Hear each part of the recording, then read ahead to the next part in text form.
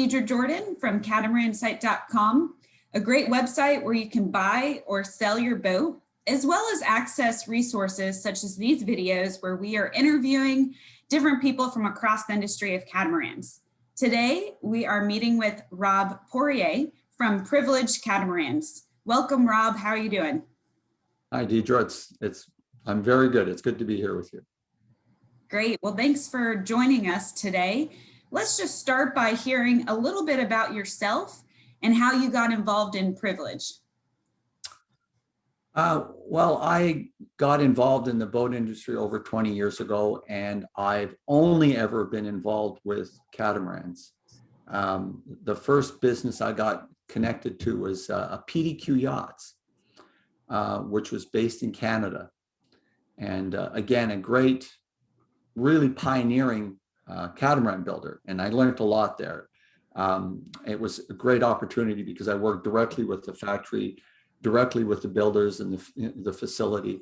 And at the time, I was the only representative for the boat line in most of the cases, and got to really form a lifelong relationship with the head designer there, which I consider, as far as my boat knowledge, I'm not a technical person, but Ted Clements, who's become a very close personal friend and a very significant boat designer, had a background in commercial boats before he got into recreational boats, has given me a foundation to talk from that I know has benefited me, and it has absolutely benefited the people that I've sold boats to over the years, because we've always been focused, even at Peartree, at PDQ, and then on through Privilege at live aboard boats have been the major client base that we've had. So that background, I really rely heavily on that background in selling that class of boat. So how many catamarans per year are you currently building? So I am the representative for Privilege Marine out of France, Les Sables d'Olonne, France. And as the North American rep, we sell pretty close to half of the boats that they're building. And Privilege is a broad boatyard. They have 5 different models ranging from 50 to 75 feet. So the number of vessels that get constructed in a year depend tremendously on what size of boats are being built. So currently there are several 58, the new 580s being built. There's 2 64-footers being built and a 75-footer being built. So that's going to reduce the scale of boats that'll get delivered in the year. So I imagine over the next 12 months, 11, 12 boats will splash from that boatyard, which is not a lot. But remember, Privilege is old school boatyard where it takes, you know what I mean? For example, even a 50-foot Privilege still takes 50 to 55 weeks to complete. And we're living in a day and age where the modern production 50-foot catamaran is completed and splashed in 45 days. So 45 days, 55 weeks. Very different world. Quite a bit different. Yes. Now, over the past year, right, we've all been affected by COVID in different ways. So how have you seen it affect your business? It's had a huge impact on my business in the sense that because my clients are North American based, Canadians, Americans, we've not been able to travel to Europe for most of the year. Fortunately, Canadians only got cut off, you know what I mean, 6 months ago. But of course, US citizens have been cut off since this last March, or for a full year now. So I've not been able to have my clients visit the boatyard. So it's been a lot of Zoom meetings, a lot of visiting older boats and making the best of a very tough situation. So boats have continued to be sold. We've actually had a reasonably good year. But has it been difficult? Yeah, I mean, the amount of traveling has been reduced substantially. And as you know, there's only 2 boat shows that really matter to us in the US. The Annapolis Boat Show and the Miami Show, both of which were in the past year. So yeah, it's been a year like no other. But sales have been stable, or? Sales have been good. I mean, yeah, that part of things we're not complaining about. Sales have been good. Yeah. But again, it's been difficult. Selling, because we're a low volume, sales do matter, but we really like to see ourselves as an organization that interacts closer with our clients we're not really, we don't see ourselves as merely being commission salesmen that wave goodbye at the dock and move on to the next guy. We really, and it sounds just like maybe blue sky, but we really do want to have long-term relationships with the clients. It keeps the project interesting for us as well. I'll give you an example. One of the projects that we just announced that, of course, we don't need to do. Our boat sales for the next couple of years are not sold out, but very well built. But despite that, we've launched our spring flotilla program.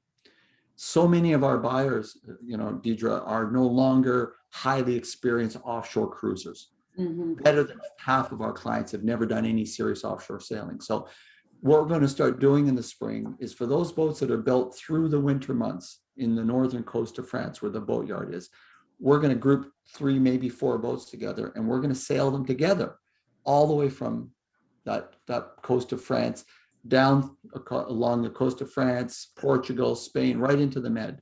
It's a trip that'll last 3 to 4 weeks, and we're going to do that every month, every year. And again, that is in order to establish the relationship with the clients. We're not doing it this spring, and we can't. Right. Because we did have a couple of boats that we could have done this with that are splashing, but we can't do it this year. And this is where COVID is effect. We've had to delay that project a whole year because our clients aren't able to fly to France. Right. It's a great idea. I love the concept, but unfortunately, yes, we've all had to learn how to do business a little bit differently over the past year, be innovative and adjust to that. So yes. Hopefully there's a light at the end of the tunnel soon for us here. Tell me a little bit more about the history of Privilege Catamarans. So I'm glad you asked that question because, I don't want to say I'm a history buff, but I read history constantly. And I love things that have a history rather than simply a group of people in a boardroom who sketch a plan to make money, right? Building boats. Right. But how Privilege started with a Jean-Philippe Nanteau, who is if you don't know already, was once a world famous racing sailor. He twice held the solo round the world record. And so obviously a very, very accomplished sailor. So accomplished, in fact, that Adidas once had his name on one of their running shoes for many years. Oh, neat. Which is pretty cool. I mean, in Europe, he would be a superstar. In North America, we don't tend to honor our sailors as well, so wouldn't have been recognizable here. But there came a point in his sailing life, where he decided he wanted to take his family on that trip around the world rather than race around alone on a very dangerous boat. And he had already become very familiar and very enthralled in the late 70s and early 80s with the catamaran concepts. And with fiberglass construction, the possibility to build those kind of boats emerged. A lot of people don't realize the catamarans didn't really happen in a big way until fiberglass and working with fiberglass really took off. And it made the possibility of the hulls that we enjoy now a possibility. So he basically went about designing the first boats to do that himself for his own pleasure and safety. So I always think it's interesting that a guy who made a living sailing fast, when he wanted to take his family across the ocean, said, no way, performance is not my priority. Good performance, but safety and comfort is the priority. And that's where Privilege Catamarans was born. And so he built the first boat himself. It went so well, in fact, that he launched the company that built these boats in 1985, but he started building his first catamarans before that. He even held some of the first racing records on catamarans prior to launching the boatyard. That's a great story. Do you remember about what year you said when fiberglass really became mainstream? You could use it for catamaran. When was that roughly? So if you really watch all fiberglass boat construction, in the 70s was the golden era. Really, the development happened shortly after World War II. But if you look into the 70s, there's a book called Heart of Glass, which really details the history of fiberglass boat building. But it really took off in a big way in the 70s. And at first, there was a lot of pushback from people. They were referred to as Javex bottles on the water. The heart and soul of boats went away with this, but fiberglass boats made boats available to the middle class for the first time, sailboats. But prior to that, wood boats were so expensive to build and so expensive to maintain that really they were in a different category. So it was the explosion of fiberglass boat building in the 70s and the learning process that happened that really created the opportunity to build catamarans. Because of course, a catamaran built out of wood would have been way too heavy to be feasible. You know what I mean? Carrying the Right. keels and so forth. So it really was the development of fiberglass boat building that is what really initiated the success of what we see today, the mainstream catamaran business. By the way, when I got into this business 20 years ago, it's hard to believe now because I know it's ancient history, but I was still being tortured by people saying, "Is it going to flip over?" Mm. You know, people's comfort in the sailing catamarans, you know what I mean, in the early 2000s, even right into the early 2000s, was a lot of skepticism and a lot of pushback, and a lot of people saying, yeah, they'd be fun to sail in the Bahamas, but I wouldn't sail around the world. Well, we all know that that's crazy now, that these are actually the safer boats to be sailing around the world. So currently, what's the most popular model that you build? Well, the most popular model, of course, is our 50-footer. It is the most accessible. It is the boat that is, there's two privileges that I would call personal boats, and two privileged sailboats that can be personal but are more crude oriented. So the 510 and the 580 are boats that are designed, their helm positions are such that the boat can be managed by a cruising couple comfortably and easily. And that's what the 580 and the 510 are the boats that are suited for that. So the 510 is being the more popular. It is although the most accessible financially, it's the best price boat. And it is the right size. It is a really comfortable size for two people to sail. And that's a big market that we're involved in. Privilege doesn't build boats targeted to the charter market. Those larger boats often do go into charter, but they go into charter for a very niche market, because if you're trying to build boats for charter, you want multiple heads and beds. It's the hospitality industry more than it is the boat business. Right. Whereas we're selling 65-foot boats with only 4 cabins. Right. If you want to make money in the charter, that's not the way to go. You know, if you want to do some limited charter, fine, but not. I often tell people this, and maybe you don't want to air this, but I often, because people don't like hearing this, but I often have people say, well, I bought this production brand boat, but I didn't buy a charter boat. I bought the owner version. And I always laugh and say, well, you better understand that who is driving the design of those boats. I know the designers and people that are involved, they're all charter boats. The charter companies dictate the designs. All decisions are based on charter. And in your case, they eliminated one head and one bed and said owner version, but it is in every way, in every design, a charter boat.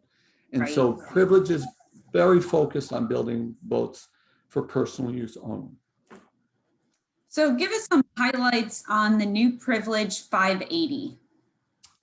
So the 580 is a very versatile boat. Which I really love about it is that it's 2 boats. By launching this one boat, they've created 2 boats for 2 very different usage.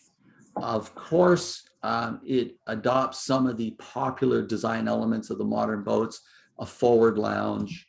There's also what they call a fly deck. It's not a fly bridge because the helm is in a functional location. It's a place where 2 people can sail this boat, as opposed to all the problematic implications of a fly bridge. So I like that design.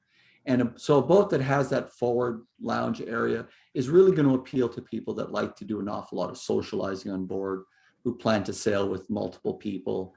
And it serves that purpose. But the 580 also has the ability to eliminate that forward deck, that forward lounge, and create this enormous cavity of storage with almost like barn door access for, I mean, if anybody who's spent enough time at sea likes to carry their toys, and very often pulling things through the typical boat hatch can be a real pain. And having a boat that has this huge, capacity for storage and large access doors, I think is phenomenal. So it's a really good versatile boat. Whether you want to circumnavigate or just live in the islands, this boat gives you some choices that a lot of product out there doesn't. So that's my favorite feature about the 580. What is currently the biggest obstacle in getting people to purchase a Privilege catamaran? What is the biggest obstacle? Well, I'll tell you, it sounds funny, but for many people that I'm talking to, it's getting their businesses sold. I have a lot of interest. If you were to say if somebody could have that business sold, I would have more orders than I'd know what to do with. But I'm talking to a couple of dozen people whose businesses are for sale. And boy, oh boy, as soon as that business is sold, the order is placed. So obstacle is getting a business sold. I know it doesn't sound like it should be the case, but that seems to be the biggest obstacle, because right now the demand is really good for the product. There is still a very solid demand. These are not the least expensive boats on the market. So one of the biggest challenge for people, in all fairness, when they're agonizing over a purchase, is do they need that additional quality and some of the features that Privilege provides that the other boat doesn't, but it's going to cost them $300,000-$400,000 more in many cases. Can they justify that with their budgets? And that is a legitimate discussion for couples to have. And there's a lot of people having that discussion right now. And I fully appreciate that, a budget's a budget, Absolutely. Yeah. So if you had a crystal ball and you can say, predict the future of Privilege Catamarans, where do you see it going in the next 5 years? What's funny that you should say that. I actually do have a crystal ball. It's in the other room, but so what is the future of Privilege? Well, I think I don't need a crystal ball. Demographics tell us that the wealthiest generation in history is retiring. And we're just about at peak retirement for that generation. And the boomers have changed everything. I mean, they don't do anything small. So unlike previous generations, boomers are getting into cruising and they're starting at the top. They don't have the patience to, go from cradle to grave and slowly build up their experience. I am selling boats to people that have said, hey, this is the first, quite sincerely, I was on a boat with a client last year who said, well, this is great. Because first time I've ever been on a boat, and it was his boat. Wow. Right, that we were sea trialing. That's crazy. In the Atlantic Ocean. That's a big jump. Yeah, this is his first boat. And that sea trial was the first time he'd ever been on a boat. Oh my gosh, that is a big jump. It is good for him. Yeah. Do you know that, like I said, 15 years ago, people were coming on catamarans. I remember we had launched a new 44-foot catamaran, and I was dealing with people for the first time. We introduced this boat at the Annapolis show. I think it was like 2002. And I was getting seasoned sailors, people that were members of the Seven Seas Sailing Association and sailed halfway around the world, getting on the boat and asking me legitimately, did I feel a 44-foot catamaran of this size was something that a couple could manage? Sincerely. I mean, there was that legitimate concern with experienced sailors that a 40-foot catamaran may be just too much vessel for a sailing couple, even with 25 years of experience. What has changed? As I said, now people are coming aboard the boat with absolutely no experience, a 50-footer, and going, what do you build bigger? That's what's radically changed, for the good and the bad. Interesting. For the good and the biggest concern, Deidre, that I point out to people very often at boat shows now that I've really watched happen gradually over the last 10 years is I'm at a boat show and I get fewer and fewer and fewer boat questions. I actually have a bet for a bottle of rum with a coworker at boat shows now as to whether or not anybody's going to ask a single question related to sales, rigging. In other words, this is a sailboat. The first question you ask about is line management, sales, you know what I mean? The standing rig. And I've gone through 2 boat shows where I won that bottle of rum, where not a single question was asked during the entire boat show relating to the sales and the rigging of the boat. They're just asking about the galley or, It's real estate. Yeah. Real estate show.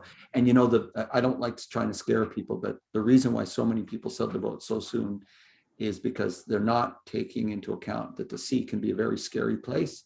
And you should really make sure that boat is designed to protect you and it's well considered so that the boat can take anything, but if you're not prepared for what you could be presented with, maybe you won't be ready. So one of the reasons we do that spring flotilla, and one of the reasons we want to go to the extra effort to introduce our clients to that kind of, because doing it in the spring in the Biscayne Bay is not going to be a walk in the park.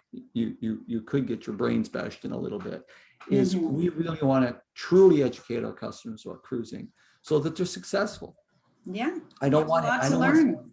I want somebody to be successful. I want to keep talking to the clients like I do now that have been out there for years, and not the ones that sold a boat after 2 years and decided to go buy a condo in a gated community. And you know, right. You've got to get some skills and some confidence under your belt so that it can be enjoyable and you're not constantly worried about what's going to happen, because it's a lot to learn. It is a lot to learn. And as I was saying earlier, you know, buying a boat's a mistake. It's the best mistake you're ever going to make in your life.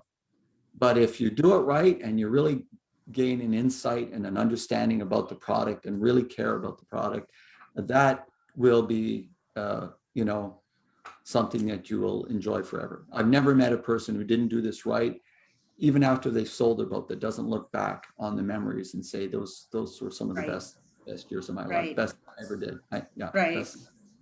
Yeah. Irregardless, it's always an adventure, and there's always a great story to follow from any boat journey or crossing, cruising. And well, thank you, Rob, so much for your honesty and your transparency. I've really enjoyed hearing your perspective. For those watching this video that want to get in touch with you or learn more about building a Privilege, where would you recommend them to go? Just visit our website, privilegecatamansamerica.com, and my phone number's there. Just call me anytime. As I always say to everybody, I'm a pretty boring guy. I never get sick of talking boat, so don't hesitate to reach out. Thanks so much for joining us on Catamaran Site. That's all for today's episode. Thank you. Okay, bye-bye.